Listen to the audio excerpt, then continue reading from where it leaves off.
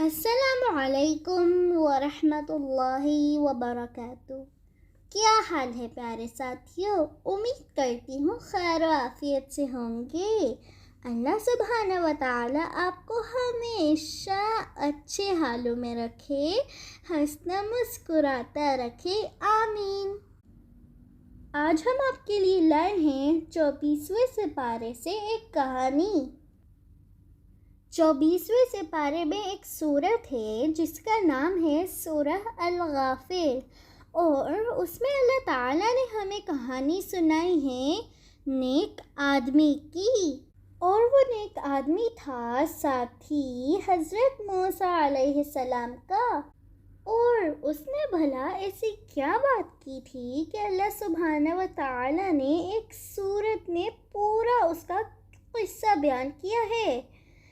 یہ آپ تو جانتے ہی ہوں گے کہ جب حضرت موسیٰ علیہ السلام کا اور جادوگروں کا آپس میں مقابلہ ہوا تو جادوگر اس میں پوری طرح ہار گئے تھے اور سب کے سب ایمان لے آئے تھے حضرت موسیٰ علیہ السلام پہ، اور اس کے بعد فرعون کا غصہ بڑھتا چلا گیا کیونکہ اور بھی لوگوں نے ان پر ایمان لانا شروع کر دیا تھا، اور موسیٰ علیہ السلام کی بات ایسی سچی اور سیدھی تھی کہ وہ دلوں پر اثر کرتی تھی۔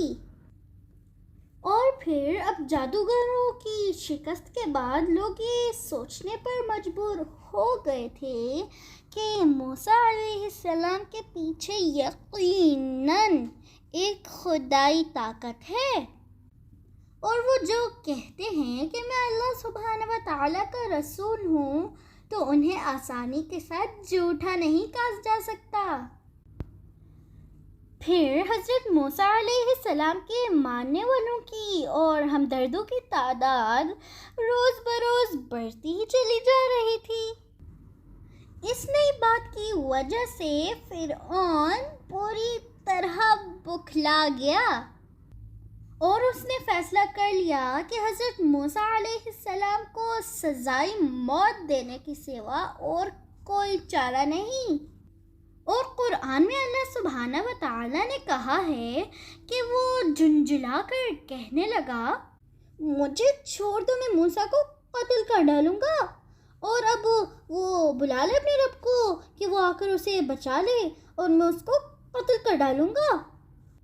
اگر میں نے اسے قتل نہ کیا تو مجھے ڈر ہے کہ وہ تمہارے پورے نظام زندگی کو بدل کے رکھ دے گا اور ملک میں بہت بڑا فساد مچا دے گا۔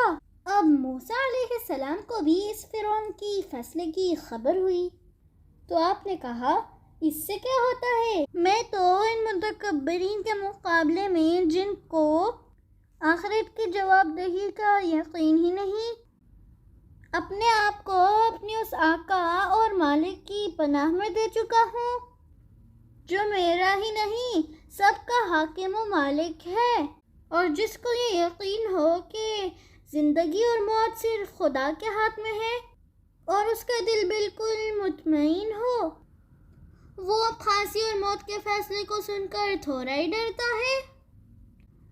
چنانچہ حضرت موسیٰ علیہ السلام نے فرعون کے اس فیصلے کو کوئی اہمیت نہیں دی۔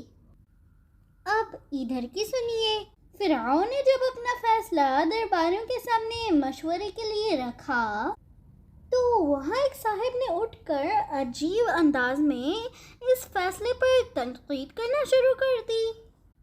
یہ صاحب تھے تو فرعون ہی کی قوم کے آدمی، لیکن چپکے حضرت موسیٰ علیہ السلام کی دعوت پر ایمان لے آئے تھے، ان کی فوج کے کمانڈر تھے۔ اور آپ کو یاد ہوگا کہ جب موسیٰ علیہ السلام نے ایک آدمی کو غلطی سے مار دیا تھا تو ایک شخص نے فرعون کے دربار سے انہیں آ کر کہا تھا کہ آپ یہاں سے بھاگ جائیے، یہ لوگ آپ کو قتل کرنا چاہ رہے ہیں۔ پھر حضرت موسیٰ علیہ السلام بھاگتے بھاگتے پہنچے تھے حضرت شعیب علیہ السلام کے پاس۔ یہ وہی آدمی تھا جو اس وقت تو ایک عام سپاہی تھا، لیکن اب وہ ایک بڑا جرنیل بن گیا تھا، سب کا سپاہی سالار، اور وہ حضرت موسیٰ علیہ السلام کے اوپر ایمان بھی لے آیا تھا اور ان سے ہمدردی بھی رکھتا تھا۔ لیکن فرعون اور اس کے درباریوں میں سے اب تک کسی کو معلوم نہیں تھا کہ وہ مسلمان ہو گئے ہیں۔ اب جب انہوں نے یہ سنا کہ فرعون کا ارادہ موسیٰ علیہ السلام کو قتل کرنے کا ہے اور سب درباری بھی اسے یہی مشورہ دے رہے ہیں، تو ان سے رہا نہ گیا۔ انہوں نے جان پر کھیل کر جرأت مند انداز میں بڑے دربار میں فرمایا، کیا تم ایک ایسے شخص کو موت کی سزا دینا چاہتے ہو جس کا قصور اس کے سوا کچھ نہیں، کہ وہ کہتا ہے کہ میرا حاکم اور آقا اللہ ہے، پھر وہ جو بات کہتا ہے اس کے لیے اس کے پاس کھلی کھلی نشانیاں بھی تو ہیں، اس نے تمہیں دکھا دی ہیں۔ تمہیں سوچنا چاہیے کہ اس صورتحال کے دو ہی پہلو ہو سکتے ہیں، یا تو اس کا یہ دعویٰ جھوٹا ہے کہ وہ اللہ سبحانہ و تعالیٰ کا رسول ہے اور وہ جو کچھ کہہ رہا ہے وہ اللہ تعالیٰ کی طرف سے کہہ رہا ہے۔ اگر ایسا ہے تو اس کا تم پر کوئی اثر نہیں پڑے گا، وہ یوں کہہ کر بیٹھ جائے گا اور آج نہیں تو کل اس کا جھوٹ سب پر کھل جائے گا۔ لیکن غور کرنے کے قابل بات یہ ہے کہ اگر وہ سچا ہے تو پھر اس کو مار ڈالنے سے نہیں کوئی کام بنے گا۔ تمہارے سامنے اللہ کی ہدایت آ چکی ہے اور اب تمہاری قسمت کا فیصلہ یہ نہیں ہے کہ تم اس ہدایت کے پہنچانے والے کو زندہ چھوڑتے ہو یا مار ڈالتے ہو، بلکہ اس بات پر ہے کہ تم اس کی بتائی ہوئی راہ کو قبول کرتے ہو یا نہیں۔ اگر تم اللہ کی نافرمانی پر اڑے رہو گے تو اللہ کا وہ عذاب جو اس کے نافرمانوں پر آتا ہے وہ تم پر آ کر ہی رہے گا۔ اے میری قوم کے لوگوں، ہاں یہ ٹھیک ہے کہ آج تمہاری حکومت ہے اور تمہارا غلبہ ہے، تم جو چاہو کر سکتے ہو، لیکن حالات ہمیشہ ایک سے نہیں رہتے۔ اللہ کی طاقت تمہاری طاقت سے کہیں زیادہ ہے۔ اگر تمہارے اس غلط رویے کی وجہ سے تم پر اللہ کا عذاب آ گیا تو پھر اس کے مقابلے میں تمہاری مدد کرنے والا کون ہے؟ اس آدمی کی بات سن کر سارے درباری سناٹے میں آ گئے، اور فرعون اس کی تو یہ ہمت بھی نہیں ہوئی کہ انہیں بغاوت پر فوراً گرفتار کر کے انہیں جیل بھیج دیتا، کیونکہ یہ بڑے بااثر آدمی تھے اور فوج کے سپہ سالار تھے اور ان پر آسانی سے الزام نہیں لگایا جا سکتا تھا۔ البتہ فرعون نے یہ سب کچھ سن کر کہا، میں آپ کو وہی مشورہ دیتا ہوں جس کو میں اپنے خیال میں درست سمجھتا ہوں، اور میں آپ کو وہی بات بتاتا ہوں جس میں آپ سب کی بھلائی ہے۔ اب ان صاحب نے فرعون کے بات سنی انسنی کر دی اور اپنی تقریر جاری رکھی۔ بھائیو، آپ کے اس رویے کو دیکھ کر مجھے بہت ڈر ہے کہ کہیں آپ لوگوں کا وہی حال نہ ہو جو آپ سے پہلے گزرے ہوئے بہت سے لوگوں کا ہو چکا ہے۔ قوم نوح، عاد اور ثمود اور ان کے بعد آنے والے بہت جیسے لوگ۔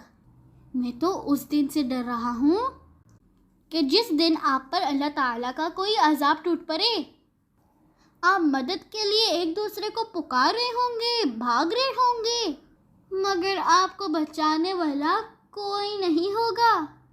آپ کو تو یاد ہوگا کہ اب سے پہلے اللہ تعالیٰ کے ایک اور نبی حضرت یوسف علیہ السلام بھی یہی باتیں بتاتے تھے۔ ان کو گزرے بہت عرصہ تو نہیں ہوا، مگر آپ لوگوں نے اس وقت بھی کوئی توجہ نہیں دی جب حضرت یوسف علیہ السلام بتاتے تھے اور شک میں ہی مبتلا رہے، یہاں تک کہ جب ان کا انتقال ہو گیا تو آپ لوگوں نے اطمینان کا سانس لیا اور کہا کہ اب اللہ تعالیٰ اپنے کسی رسول کو ہرگز نہیں بھیجے گا، مگر اللہ تعالیٰ نے ہم پر اپنا فضل کیا اور حضرت موسیٰ علیہ السلام کو بھیج دیا۔ یہ تو اللہ تعالیٰ کی نعمت ہے۔ آپ لوگ کیا کر رہے ہیں؟ آپ اللہ تعالیٰ کو ناراض کر رہے ہیں۔ یہ بہت ہی غلط بات ہے اور ایسا لگتا ہے کہ اللہ تعالیٰ نے آپ کے دلوں پر مہر لگا دی ہے جو آپ کو کوئی بات سمجھ ہی نہیں آ رہی۔ فرعون اس کی تقریر سن کر کچھ کسیانہ سا ہو گیا، اسے سمجھ ہی نہیں آ رہا تھا کہ اس کی بات کا کیا جواب دے، اور سنجیدگی سے غور کرنے کی بجائے اس نے ان کا مذاق اڑانا شروع کر دیا اور اپنے ایک درباری حامان سے کہا۔ حامان ایک درباری تھا جو فرعون کا بہت ہی چہیتا تھا۔ فرعون نے حامان سے کہا، حامان صاحب ذرا ایک اوپر بہت اونچی سی عمارت تو بنوائیے، ہم اس پر چڑھ کر آسمان پر پہنچنے کی کوشش کریں گے اور ان کا اللہ میاں کو جھانک کر دیکھیں گے۔ یہ کہتے ہیں نا کہ وہ آسمانوں پر رہتے ہیں، ہم بھی تو دیکھیں کہ کوئی اللہ میاں ہے بھی یا نہیں۔ ہمیں تو لگتا ہے یہ صاحب بالکل جھوٹ کہہ رہے ہیں۔ یہ کہا فرعون نے ساری بات سن کر، مگر انہوں نے نیک آدمی نے فرعون کی اس نامعقول اور بیکار بات پر بھی کوئی توجہ نہیں دی اور کہنے لگے، اے میری قوم کے لوگوں، میں آپ کے سامنے وہی بات کر رہا ہوں جس میں ہم سب کی بھلائی ہے۔ آخر یہ زندگی کب تک ہے؟ سب نے مر جانا ہے اور جو کچھ مرنے کے بعد ہوگا اس کا تو ہمیں پتہ ہی نہیں۔ یہ تو تھوڑی سی زندگی ہے، یہ تو تھوڑی سی زندگی ہے۔ آخرت کی تو وہ ہے جو ہمیشہ کی ہے، جہاں پہ جنت ہوگی یا پھر دوزخ۔ ان کی بات سن کر فرعون اور اس کے درباریوں کو یقین ہو گیا کہ اب انہیں ڈرا دھمکا کر راستے سے نہیں ہٹایا جا سکتا، تو انہوں نے سوچ سمجھ کر ایک اور ہیلا اپنایا اور انہیں بڑا لالچ دے کر پھسلانا شروع کر دیا اور سمجھا بجھا کر کام نکال لینے کی کوشش کی۔ انہوں نے کہا کہ ہم آپ کو بادشاہ بنا دیں گے، ہم آپ کو بہت پیسے دیں گے، ہم آپ کو اچھا سا گھر دیں گے، آپ بس موسیٰ کی بات مت کیجیے ہمارے سامنے۔ مگر وہ ان کے دل میں تو ایمان آ چکا تھا، اللہ تعالیٰ سے ان کی دوستی پکی ہو چکی تھی۔ ان سب باتوں کے جواب میں انہوں نے یہی فرمایا کہ بھائیو، یہ سب کچھ آپ کیا کہہ رہے ہیں؟ میں آپ کو کس طرف بلا رہا ہوں؟ میں آپ کو نجات کی طرف بلا رہا ہوں، کامیابی کی طرف بلا رہا ہوں، اور آپ مجھے بالکل تباہی کی طرف لے کے جانا چاہتے ہیں۔ یہ بات ٹھیک نہیں ہے۔ میں تو آخرت میں کامیاب ہونا چاہتا ہوں، میں تو جنت میں اپنا گھر بنانا چاہتا ہوں، اور میرا معاملہ ٹھیک ہے، میں آپ کی بات تو نہیں مانوں گا، آپ کا جو جی چاہے کریں۔ میں اپنے تمام معاملات اللہ تعالیٰ کو سونپتا ہوں۔ میرا ایمان ہے کہ اللہ تعالیٰ سب کچھ دیکھ رہا ہے اور وہی اپنے بندوں کا حقیقی دوست ہے۔ ان باہمت مومن کی بات ختم ہو گئی اور فرعون نے ان کے خلاف بہت سی ناپاک کوششیں کی، انہیں مارنے کی کوشش کی، لیکن جسے اللہ رکھے اسے کون چکھے؟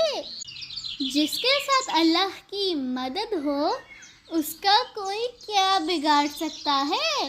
ان لوگوں کی ساری چال بازیاں ناکام ہو گئیں اور وہ جو بھی کوشش کرتے انہیں ہرانے کے لیے، وہ کوشش الٹا انہی پہ پڑ جاتی اور ان پر طرح طرح کے عذاب آنے لگے۔ اچھے ساتھیوں، یہ ساری تقریر جو انہوں نے نیک آدمی نے فرعون کے دربار میں کی تھی، یہ اللہ تعالیٰ نے ہمیں سنائی ہے سورہ غافر میں، اور انہوں نے اتنی اچھی باتیں کی تھیں کہ اللہ نے قرآن میں اس کو ہمیشہ کے لیے محفوظ کر دیا۔ آج کے لیے اتنا ہی، پھر آئیں گے ایک اور نئی کہانی کے ساتھ انشاءاللہ تعالی۔ اللہ حافظ۔